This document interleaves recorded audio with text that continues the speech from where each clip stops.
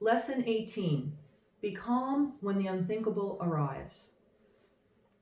Modern tyranny is terror management. When the terrorist attack comes, remember that authoritarians exploit such events in order to consolidate power.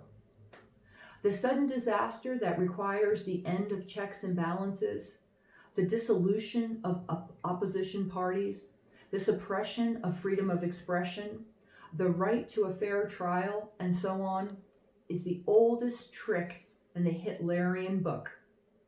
Do not fall for it. The Reichstag Fire was the moment when Hitler's government, which had came to power mainly through democratic means, became the menacingly permanent Nazi regime. It is the archetype of terror management. On February 27, 1933, at about 9 p.m., the building housing the German parliament, the Reichstag, began to burn. Who set the fire that night in Berlin? We don't know, and it doesn't really matter. What matters is that this particular act of terror initiated the politics of emergency. Gazing with pleasure at the flames that night, Hitler said, "This fire is just the beginning." Whether or not the Nazis set the fire, Hitler saw the political opportunity. There will be no mercy now. Anyone standing in our way will be cut down. The next day, a decree suspended the basic rights of all German citizens, allowing them to be preventatively detained by the police.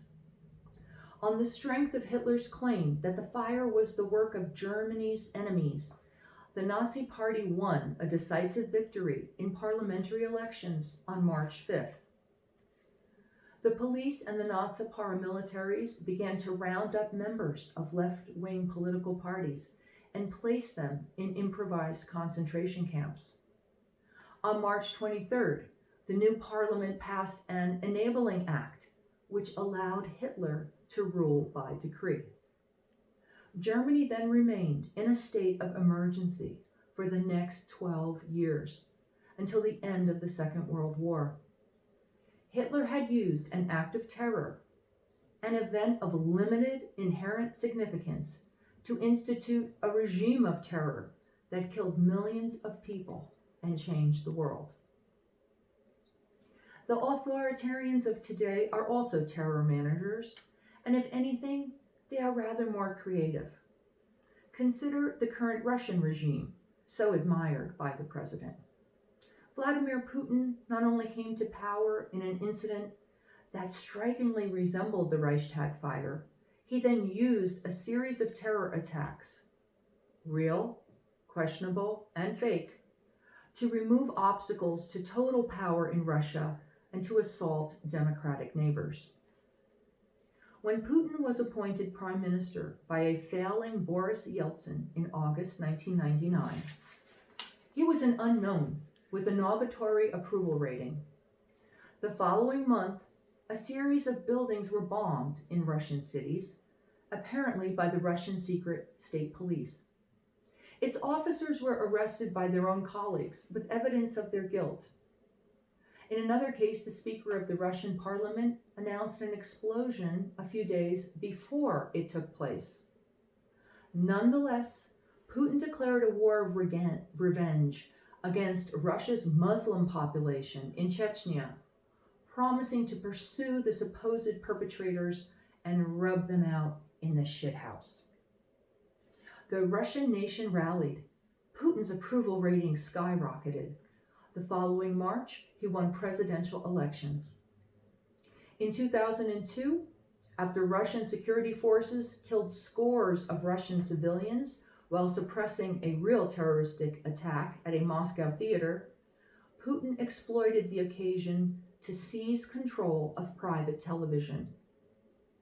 After a school in Beslan was besieged by terrorists in 2004, in strange circumstances that suggested a provocation, Putin did away with the position of elected regional governors. Thus, Putin's rise to power and his elimination of two major institutions, private television, and elected regional governorships was enabled by the management of real, fake, and questionable terrorism. After Putin returned to the presidency in 2012, Russia introduced terror management into its foreign policy. In its invasion of Ukraine in 2014, Russia transformed units of its own regular army into a terrorist force, removing insignia from uniforms and denying all responsibility for the dreadful suffering they inflicted. In the campaign for the Donbas region of southeastern Ukraine, Russia deployed Chechen irregulars and sent units of its regular army based in Muslim regions to join the invasion. Russia also tried, but failed, to hack the 2014 Ukrainian presidential election. In April 2015, Russian hackers took over the transmission of a French television station, pretended to be ISIS, and then broadcast material designed to terrorize France. Russia impersonated a cyber caliphate so that the French would fear terror more than they already did. The aim was presumably to drive voters to the far-right National Front, a party financially supported by Russia. After 130 people were killed and 368 injured in the terror attack on Paris of November 2015, the founder of a think tank close to the Kremlin rejoiced that terrorism would drive Europe toward fascism and Russia. Both fake and real Islamic terrorism in Western Europe, in other words, were thought to be in the Russian interest. In early 2016, Russia manufactured a moment of fake terror in Germany. While bombing Syrian civilians and thus driving Muslim refugees to Europe, Russia exploited a family drama to instruct Germans that Muslims were rapists of children. The aim, again, seems to be to destabilize a democratic system and promote the parties of the extreme right. The previous September, the German government had announced that it would take 500,000 refugees from the war in Syria. Russia then began a bombing campaign in Syria that targeted civilians. Having provided the refugees, Russia then supplied the narrative. In January 2016, the Russian mass media spread a story that a girl of Russian origin in Germany who had momentarily gone missing had been serially raped by Muslim immigrants. With suspicious alacrity, right-wing organizations in Germany organized protests against the government. When the local police informed the population that no such rape had taken place, Russian media accused them of a cover-up.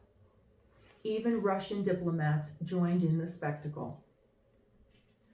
When the American president and his national security advisor speak of fighting terrorism alongside Russia, what they are proposing to the American people is terror management. The exploitation of real, dubious, and simulated terror attacks to bring down democracy. The Russian recap of the first telephone call between the president and Vladimir Putin is telling. The two men shared the opinion that it is necessary to join forces against the common enemy number one, international terrorism and extremism. For tyrants, the lesson of the Reichstag Fire is that one moment of shock enables an eternity of submission. For us, the lesson is that our natural fear and grief must not enable the destruction of our institutions. Courage does not mean not fearing or not grieving. It does mean recognizing and resisting terror management right away, from the moment of the attack, precisely when it seems most difficult to do so. James Madison nicely made the point that tyranny arises on some favorable emergency. After the Reichstag Fire, Hannah Arendt wrote, "I was no longer of the opinion that one can simply be a bystander."